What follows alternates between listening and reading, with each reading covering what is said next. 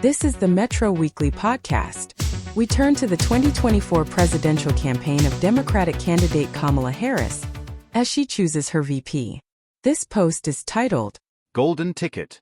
LGBTQ groups praise selection of Tim Walz. Pro-equality groups are praising the selection of Tim Walz, a stalwart ally of the LGBTQ community, as Kamala Harris's running mate. By John Riley on August 6, 2024.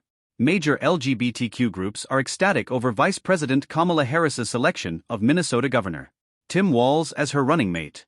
The pair now head into the general election as the Democratic Party's official presidential and vice presidential nominees. We expected a strategic and bold choice as a strong addition to the ticket as a vice presidential candidate. In Governor Walz, we have gotten both, Assayer E. Reese, the vice president of the National LGBTQ Task Force Action Fund. We applaud Vice President Harris's decision and fully support the Harris/Walz ticket. In fact, you could call this a golden ticket. A two-term governor, Walz has been a stalwart ally of the gay and trans communities.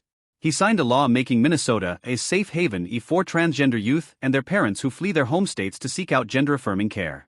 He also approved a law prohibiting public libraries from removing books from shelves simply due to objections about their content, including books with gay and trans themes or characters. Walz signed an executive order banning conversion therapy and has been an advocate for federal non-discrimination laws, both as a member of Congress from a rural, Republican-leaning district and as governor of a Democratic-leaning state. Minnesota's laws have protected gay and trans people from discrimination for decades. In short, there's much for LGBTQ advocates to like about Walz. That's why many advocacy organizations dropped supportive statements following the announcement of Harris's selection of Walz on August 6. Governor Tim Walz is a strong ally for our community and a staunch supporter of LGBTQ+ equality, Janice Parker, the president and CEO of LGBTQ+ Victory Fund, said in a statement. A Harris-Walz ticket will certainly push the movement for equality forward, and we expect a Harris-Walz administration will continue the historic levels of LGBTQ+ representation among presidential appointments. Born and raised in Valentine, Nebraska, Walz enlisted in the Army National Guard after completing high school.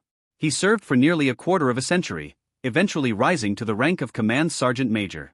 Walz, who graduated from Chadron State College with a social science degree in 1989, spent a year teaching abroad before returning stateside. He married his wife, Gwen Walz, a fellow teacher, and moved to Mankato, Minnesota, where he taught social studies and helped coach the Mankato West football team while serving full-time in the National Guard. He was elected to Congress in 2006, serving for 6 terms until he was elected governor of Minnesota in 2018.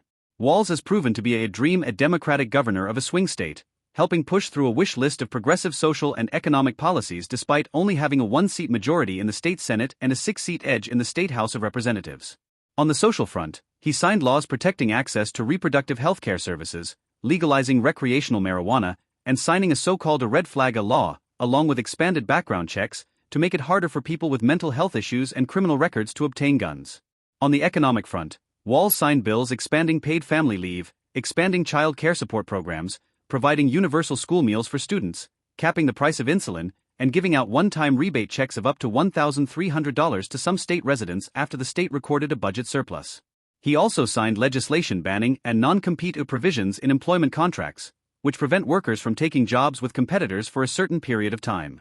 That bill also beefed up protections for meatpacking workers and banned a captive audience meetings, in which employers typically try to discourage or intimidate workers into rejecting efforts to unionize, provisions that have organized labor singing his praises.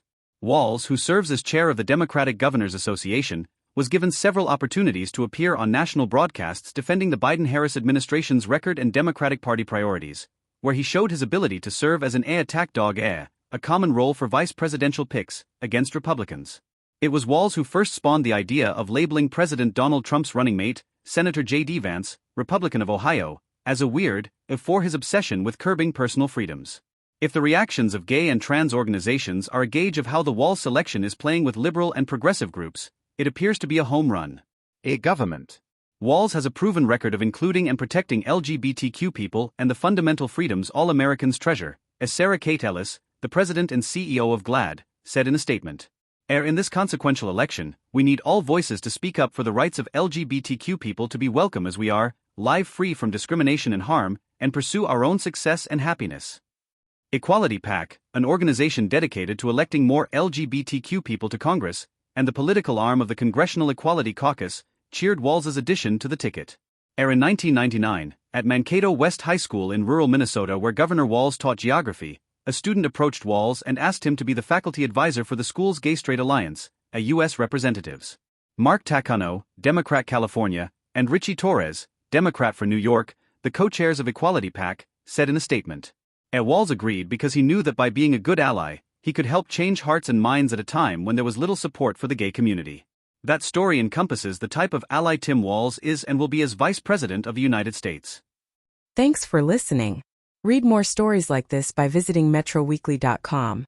And if you enjoyed these stories, please hit like, comment, follow, and subscribe. We appreciate your effort to help us grow.